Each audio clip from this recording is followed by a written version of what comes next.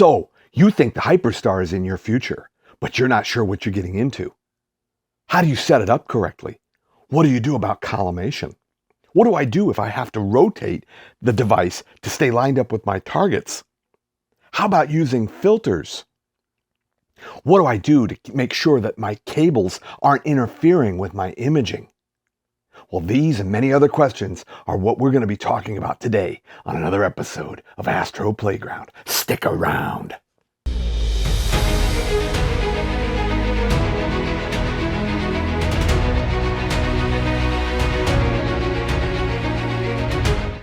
The HyperStar is an amazing device from Starizona. If you're looking to take your SCT Schmidt-Cassegrain from a deep sky, long focal length optical tube assembly to a relatively wide field, fast f2 light gathering beast, the HyperStar might just be what you're looking for.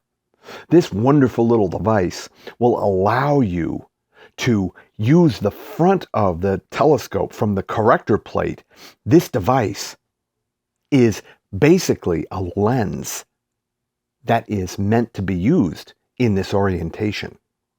You can customize it through Starizona for filter drawer applications.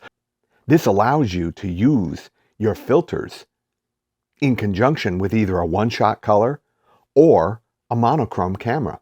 You can also configure it if you have both a monochrome and a color camera to eliminate the use of LRGB filters and simply shoot for your luminance layer with your monochrome camera and then switch out to your one-shot color camera to capture your color data. So basically, the HyperStar gives you the ability to shoot relatively wide field. Now, wide field can be a subjective term. Some people consider, 100 millimeters to be wide field, and it, of course, is very wide field. When you're using an SCT, I would consider anything below, 700 to 800 millimeters to be wide field. Now, the different size SCTs that are out there, of course, are going to have different focal lengths. My SCT at 14-inch mirror, 356, millimeter diameter, native 3910 focal length, even reducing it with a 0.7 reducer takes it to 2737.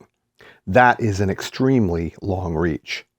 So being able to drop it down to around 700 millimeters definitely, utilizes the power of the scope at a much wider light gathering capability. Not to mention the ability to capture them at f2, which basically turns that great big garbage can of a telescope into a fast light gathering bucket. So the ability to pull in data dramatically reduces the time needed. And you'll see examples of that later on in other episodes. So in looking at the HyperStar and the different elements, let's take a peek at what's involved with the different pieces: the cable management, the filter drawers, the cameras that you can use with it, so on and so forth. You get the idea. So I basically keep my equipment in hard cases like Pelican cases, just for climate control purposes and safety. Pelicans are just tough as nails. I also store, of course, the Batonoff Mask in here. It's small enough, thin enough that I can just throw it in there. And of course my cameras. This one here is in particular is a 2600 Pro. It's the full color APC camera from ZWO. Fantastic piece. But we have several other pieces as well as, cabling and my cable management. These were 3D printed for me And we'll show you how these will come into play here shortly. The HyperStar itself is in a fantastically well-made case. Very fine velour lining and padded quite well. It protects it quite nicely. You can throw a couple of desiccant pads in there and it will store very nicely. The unit is fairly heavy, so you want to be careful in handling it. It is a solid metal construction, aluminum construction and glass, so it's got some heft to it. Okay, so now we'll take our 2600. This is the 2600 MC Pro. This is the one-shot color. And we will go ahead and mount it to the HyperStar. As a photographer, one of the things that I do, and it's just a habit that I've developed over the years, is lens caps. I always make sure that when I take my lens caps off, for the most part, I want to make certain that I'm pointing the sensor down to the ground. And the reason I do that is because it's just one more thing that you can avoid, gravity, dust and other things. Dust has, gravity's going to pull things away from the camera. So it just mitigates the possibility of dust falling onto your sensor. And when I take and mount here to the HyperStar, we will transfer the camera over the top as quickly as possible because we want to, again, mitigate any possibility of dust getting inside the element as much as possible. It's one of those things that I'm kind of fastidious about. So here we go.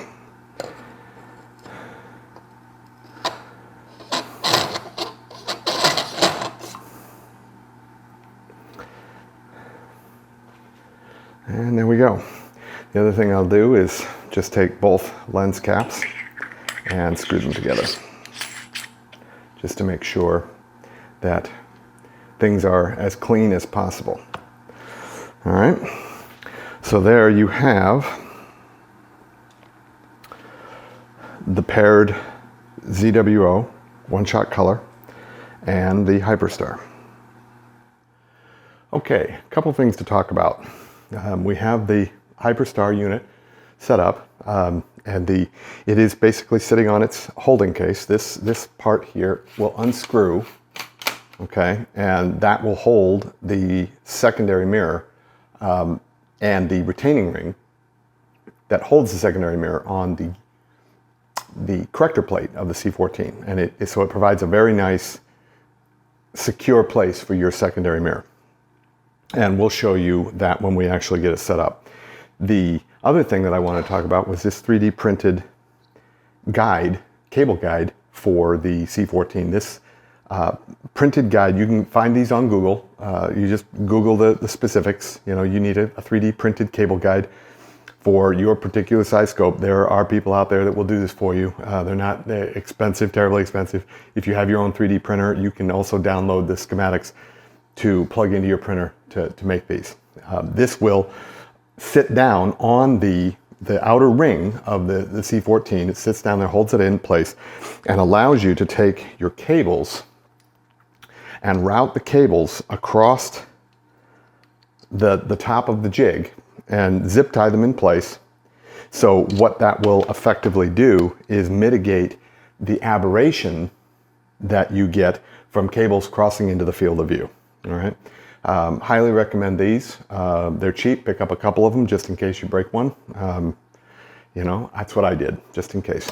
The other thing that is important to note is the Batonoff Mask. Now, with the advent of autofocus and such, people say, what do you need a Batonoff Mask for?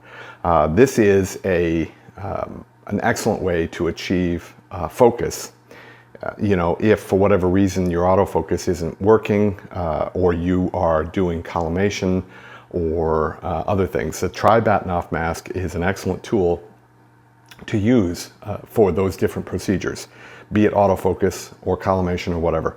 The problem with this Batonoff mask, which I got from Farpoint Astro, is that the inner ring here will fit over the secondary mirror assembly.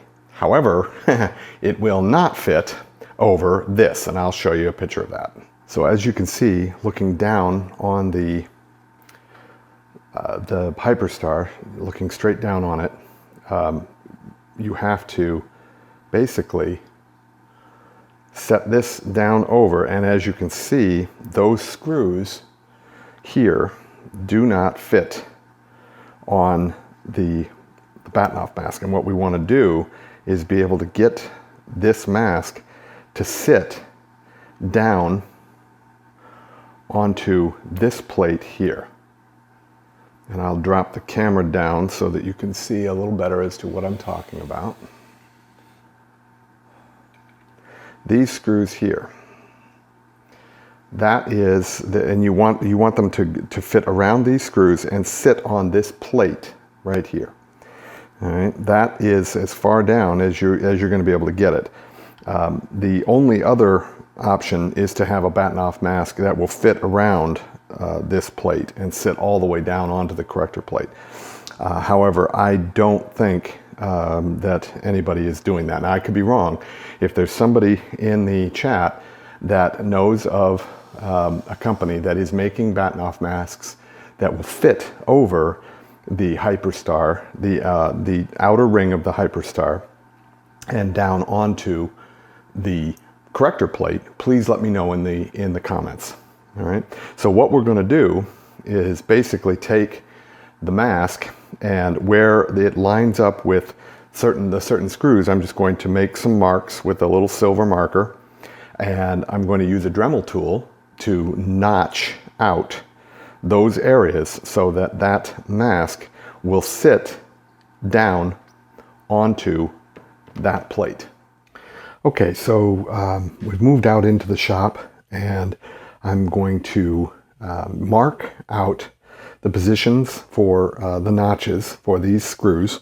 As you can see, I have these right here, these collimation screws, right, the push poles, they're lined up with the Batonoff mask that has its positions at 120. It has its main spines at 120 degrees. So there's one here, and there's one over here.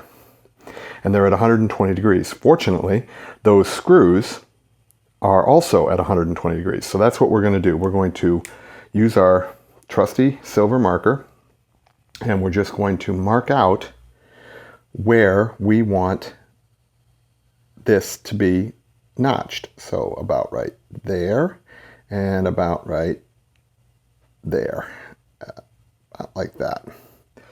That's the general idea. So we'll go ahead and get that done, and we will take our trusty Dremel with a carbide.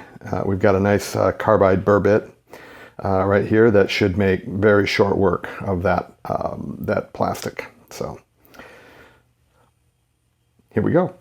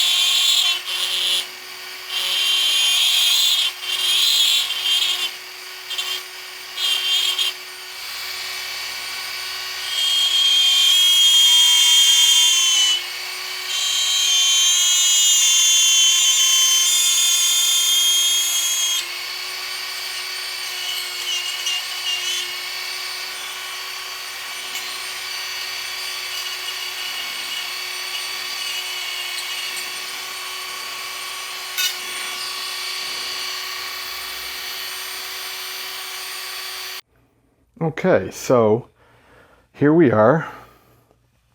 As you can see, I have successfully notched out those screws around the Batonoff mask, which now allows it to sit flat against that plate. So now, and it is actually in there in such a way that it won't move, rotate at all. So it's actually held in place quite well, which is kind of nice. So there we go. Batonoff mask is prepared.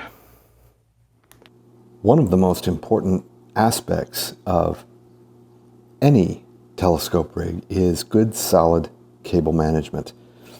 This is the cabling rig for the HyperStar, and it was meticulously put together to maximize the ability to rotate the camera, as well as managing the cables in an effective way so that they do not snag or become caught in any way. As you can see, we have our printed cabling mask that will fit on the outer ring of the telescope, as well as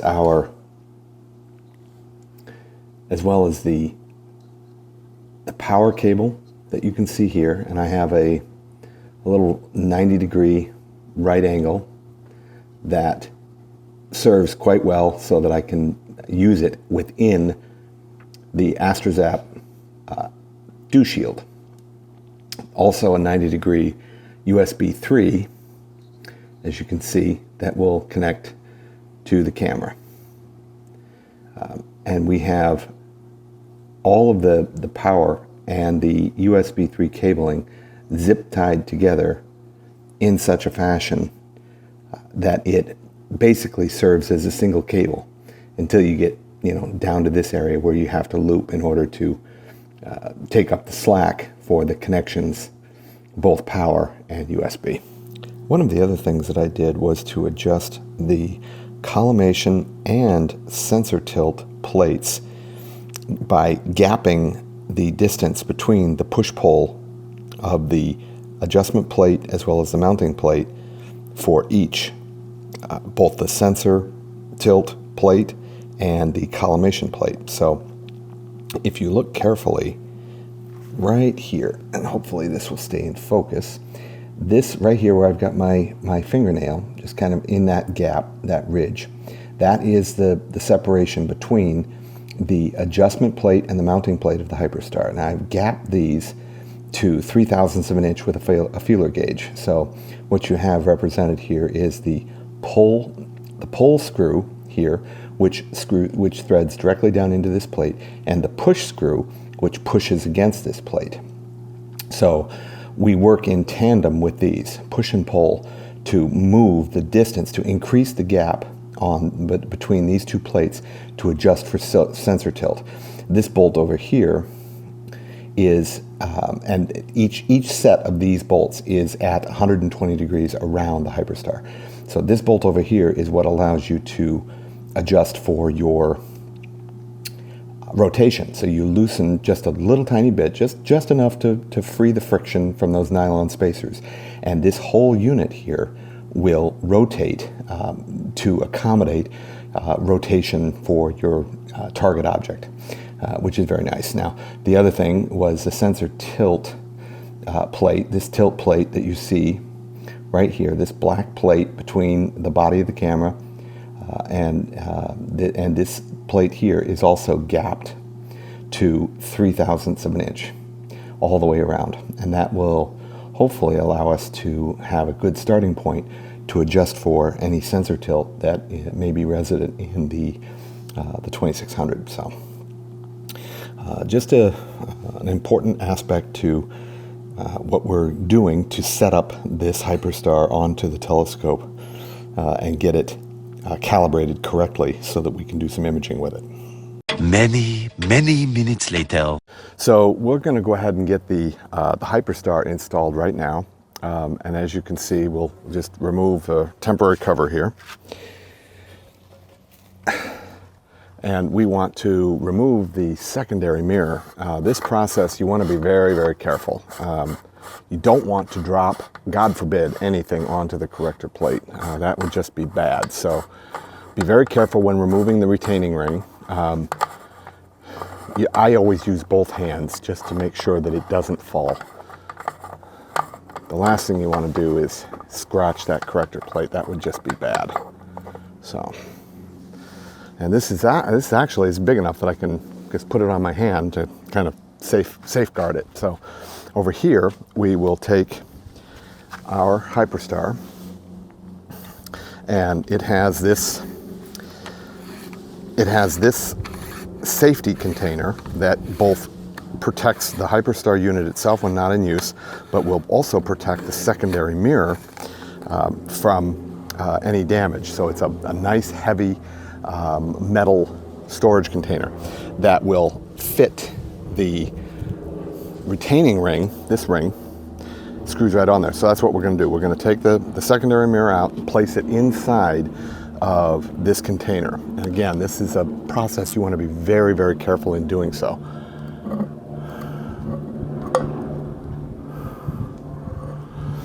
And as you can see on here, there is a notch.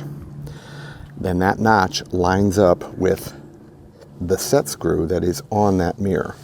So we just take that, set that right in there like that, and then just very gently take our retaining ring and lock that retaining ring down in place, and it provides a very nice safety container for that secondary mirror. Starzona really, thought very carefully about protecting that mirror, and providing this container was an excellent choice. So now we'll go ahead and put our HyperStar in place. And again, you want to be very careful when doing this, very gently setting this in place. And what I do is I'm very meticulous when it comes to stuff like this. So I do not let the HyperStar, I'm not threading it while it's sagging against those threads. So I'm supporting here and very, very gently threading that in place. And you just want to be extra careful. This instrument is a very, very finely tuned, very delicate instrument. So in dealing with large, heavy pieces of metal and glass like this, you want to take extra careful care in mounting it. There are a significant amount of threads involved here. However, in threading that on, now it will take probably 8 to 10 turns, full turns, to get it in place. One of the things that you do not want to do is over tighten this. So when you start to feel resistance, give it just a little tiny bit of snug. That's all you need. That's all you need. As long as it's snugged up, you're good. Now, one of the things that I want to point out before we start running our cables is the rotation aspect of this HyperStar. So these bolts here with their large nylon washers, all you have to do is, you can see that the bladed insert there for a screwdriver, you don't need it. All right.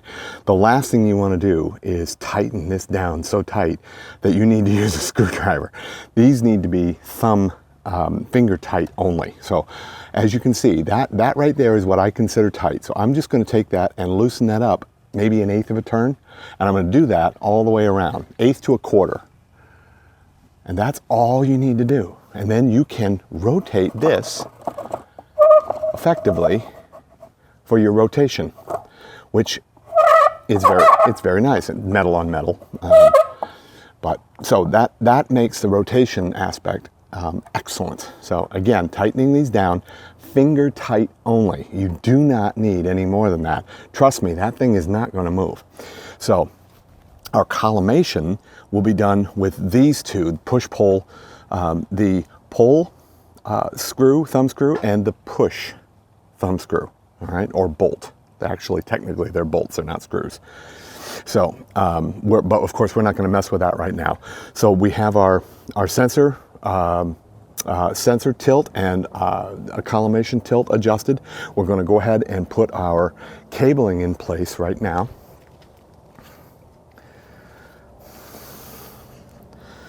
So what we want to do, I've got this set up in such a way that I'm just going to go ahead and plug this in.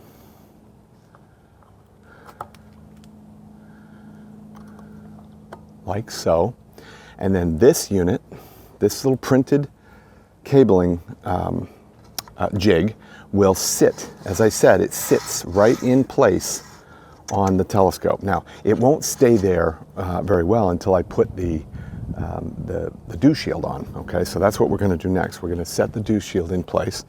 And before I do that, because it's going to be kind of difficult to see this with the dew shield on, so I want to illustrate the importance of where this is in place. All right, and how much extra cable. If you look here, this cabling, I've got a gentle amount in an S curve going around and down to tying into this. That will allow me the little bit of extra room that I need to rotate my camera. So you shouldn't need more than 180 degrees of rotation based on you know, your meridian flip and so on and so forth. So you certainly don't need to spin this around 360 degrees. 180 degrees of rotation is plenty.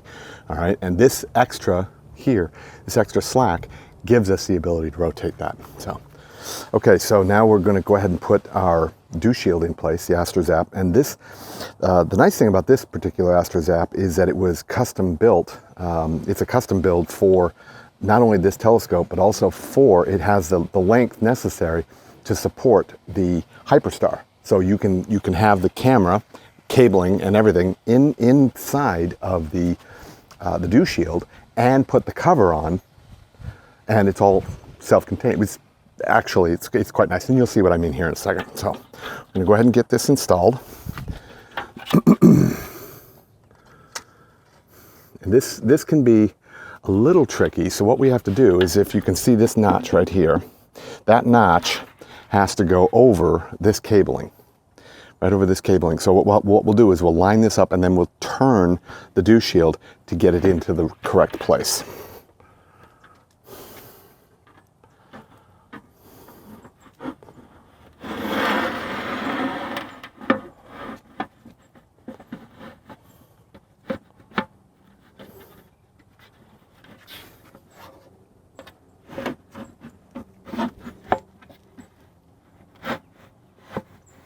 Right down on their notches.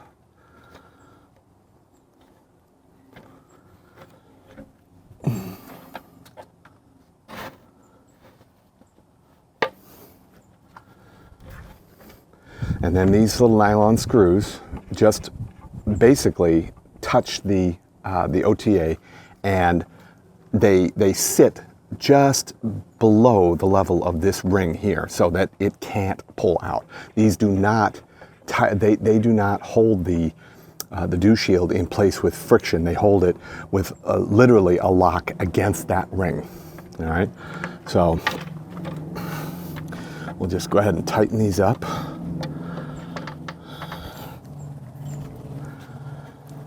So here you can see the cabling, and down in here, that cabling jig, that routing jig, does an excellent job. Now we'll continue to route our cabling here, and I've got this set up in such a fashion that I will take it and just rest it over the top of my one nylon screw there, and then this I use just to set it up and under that one dew heater strap. Just like that. And that should provide enough connection points to hold it in place quite well. So we'll take our USB cables and just kind of tuck them up under there like that. And then go ahead and plug this in here. That's our main camera USB connection. And then we have our power, which plugs in right here. And that power is going all the way back to the Eagle.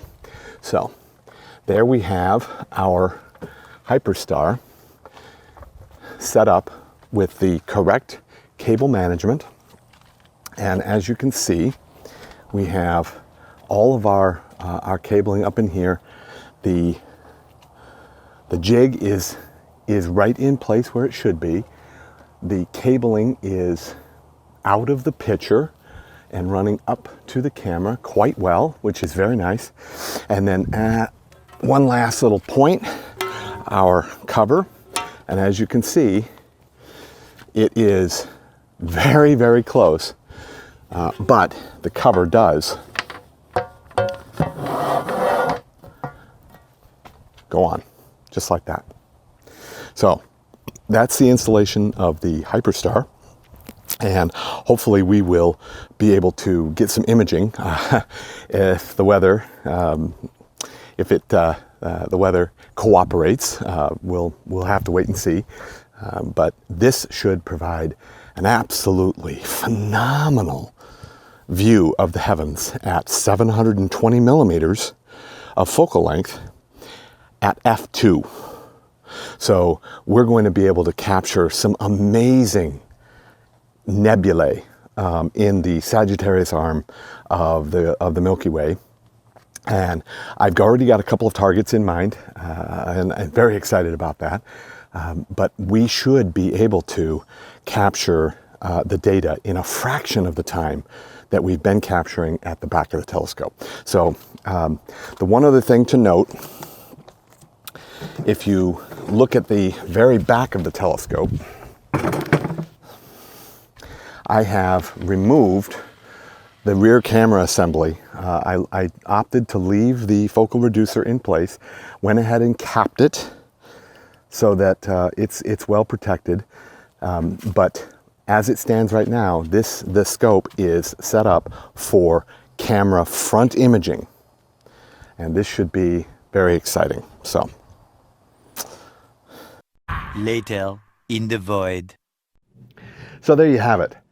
Episode 1 on the HyperStar.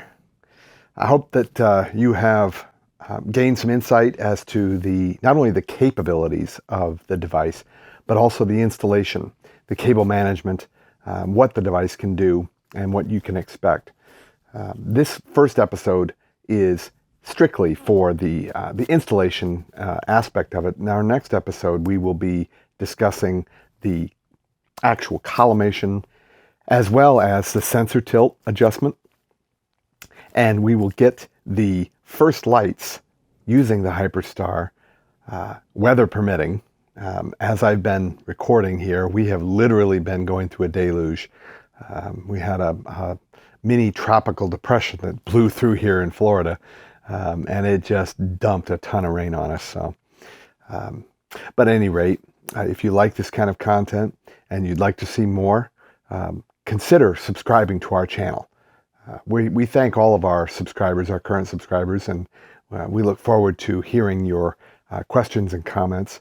But give us a thumbs up if you like this content, and hit that notification bell that you see right here. That will ensure that when we do put new content up, that you'll be notified and you'll be able to check it out ASAP. I would also encourage you to go over and check out Astro World Telescopes.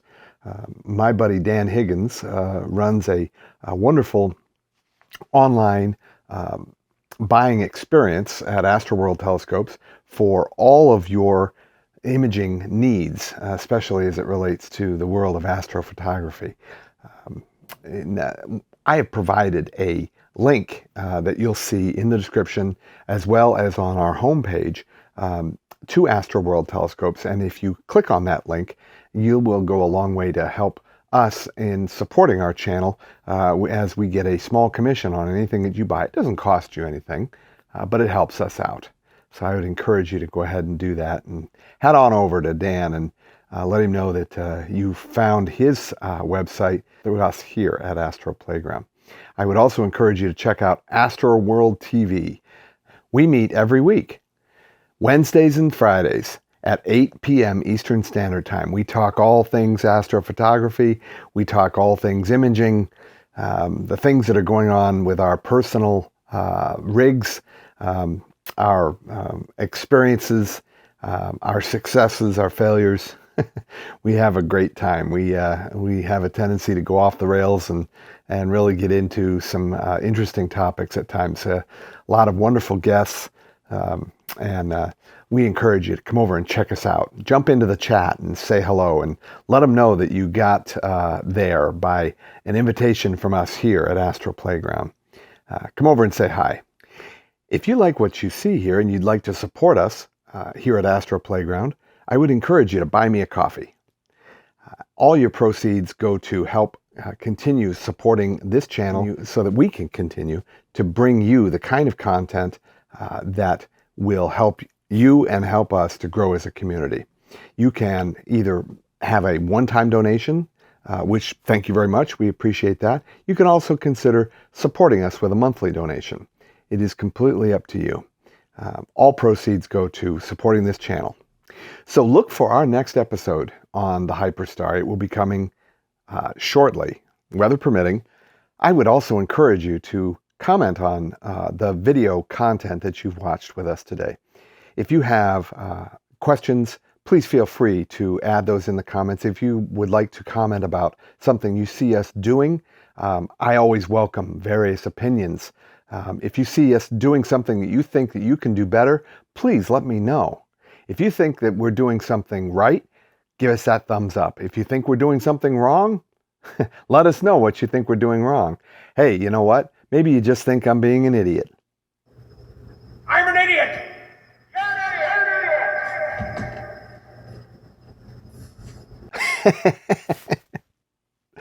But in the meantime, I would encourage you to continue to look up as you keep imaging, keep educating, and clear skies from all of us here at Astro Playground. Bye for now.